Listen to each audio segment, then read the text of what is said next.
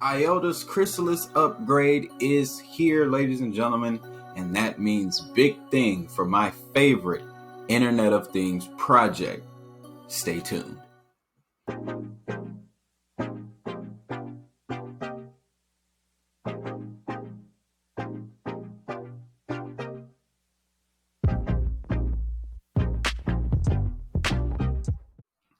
Welcome back to another episode of your Digit Hustle News. So in this video, guys, we're going to be talking about Iota because they just had their Chrysalis upgrade, and I'm a huge fan of Iota. And they're also doing something, digital green certificates. Now, if you've been with this channel for a minute, you know I like to keep an eye on this whole digital ID, digital passport situation. And now Iota, partnering with Zebra, is creating digital green certificates in Europe that, once these vaccines roll out, will be used for travel purposes. But before we get to that, we're going to talk about how Iota might receive direct fiat gateway in Q2. Here's how. Let's find out. The team at Omoku shared its ambitious plans on bringing fiat on-ramps to Iota. Its closest roadmap includes API integrations and activation of bank transfers for Iota purchases. According to a recent official announcement by software development team, it is going to significantly ease the process of interaction in between post-Chrysalis Iota and fiat payment systems. Namely, Iota's reusable addresses can now be stored in one's Omoku account for seamless purchasing of Iota. So, simply put, guys, Chrysalis update is a new layer to Iota, which means that the previous layer must be migrated over. Omoku is making that process easier. So, the in-app purchases will be low fee, 0.9%, and a recording order option is also available. With Chrysalis update activation scheduled for April 28th, 2021, the new API interface will be integrated into Iota's processes by Omoku. Alongside that, the Omoku team is working on user interface improvements and tutorials for crypto newbies. But the most challenging milestone is Omoku's seamless integration with the single euro payments area, a popular classic fiat payments protocol for businesses and individuals. Omoku's customers will be able to buy Iota instantly through their bank accounts as soon as Q2 of 2021. Essentially, within the next couple months, guys. Iota's development continues to be on fire, as data shows, and now with this Chrysalis update, it's essentially going to streamline Iota and make it more open and available for digital payments, guys. Now, with that being said, let's talk about this digital green certificate. This was posted on Iota's blog yesterday. Okay, now we're going to read through a little bit of it so we get some basis on what they're doing. It's quite lengthy, but it's worth it. So, in the last few months, one discussion has been ongoing all around the world. What is the best way to allow people to travel again? Given the restrictions imposed by the current pandemic, what's the best technological solution to support credentialing? Though some governments are still waiting to take a position and others are analyzing or testing the best solutions the market has to offer, the European Union Commission has set some requirements to drive this market in a newly released proposal for the creation of a digital green certificate. The aim is to facilitate the safe, free movement of citizens within the EU during the C-19.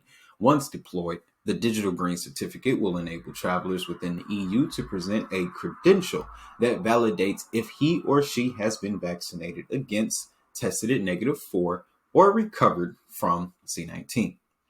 This certificate will enable travelers to avoid otherwise applicable quarantine restrictions and more freely move between EU member states. Now, in particular, The Iota Foundation has been working with Zebra Technologies to accelerate the deployment and availability of an open, secure, and interoperable infrastructure for certificate creation and verification. Their resulting approach is secure, respectful of privacy, and GDPR compliant, interoperable, and inclusive. The idea is simple and based on the immutability and scalability of the Iota ledger and its decentralized identity protocol. So here's a visual of how the system works using the EU gateway and Iota's Tangle. So, quick rundown: certificate issuers, centers that administer the test or vaccine, and holders, citizens being vaccinated, both have self-governing identity and unique synonymous key registered in the ledger. Issuers' identities are validated in a one-time process by a central organization, such as a government agencies. Holders' identities are verified at the time of receiving the test, vaccination, or certificate of recovery through adequate KYC validations. Together with the minimum set of legally required information, the certificate contains the holder's identity, issuer identity, and issuer digital signature. Certificates stored on cards and mobile phones can even be encrypted with the holder's private keys for additional security. So, guys, without dragging on too long into this, and make sure you guys check out Iota's blog. A lot of these cryptos have blogs, guys, where they're posting their recent updates oftentimes before the news does. Okay, that's why I keep an eye on them. But Iota digital green certificates and the Chrysalis upgrade has me bullish, even more bullish for the summer, because, guys, I have a very, very creeping suspicion that this summer is going to be the summer of green. It's going to be all over media. It's going to be all through crypto. It's going to be all over TV. So if I'm wrong, I'm wrong. If I'm right, let's make some money off of it. But that's all I got for this video, guys. Digital green certificates, Iota's Chrysalis upgrade. It's about to massively increase its use case thanks to Omaku and their millions and millions of clients. So with that being said, guys, don't forget to hit that like button and subscribe. And as always, thanks for coming back to the channel.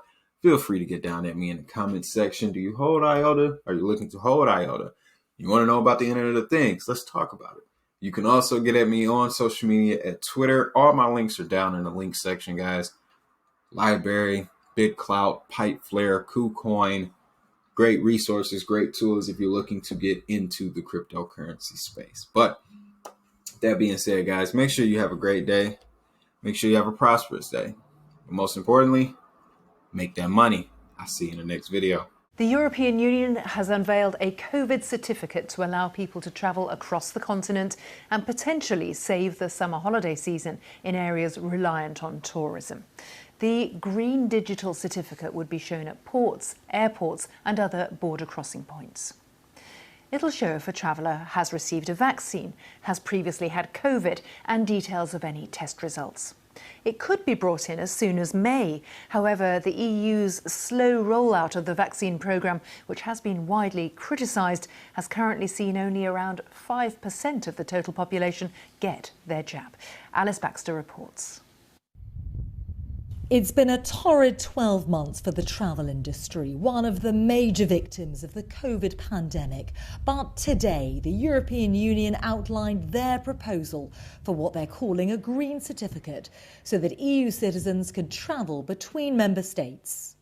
It shows or states whether the person has either been vaccinated or a recent negative test, or has recovered from COVID and thus antibodies.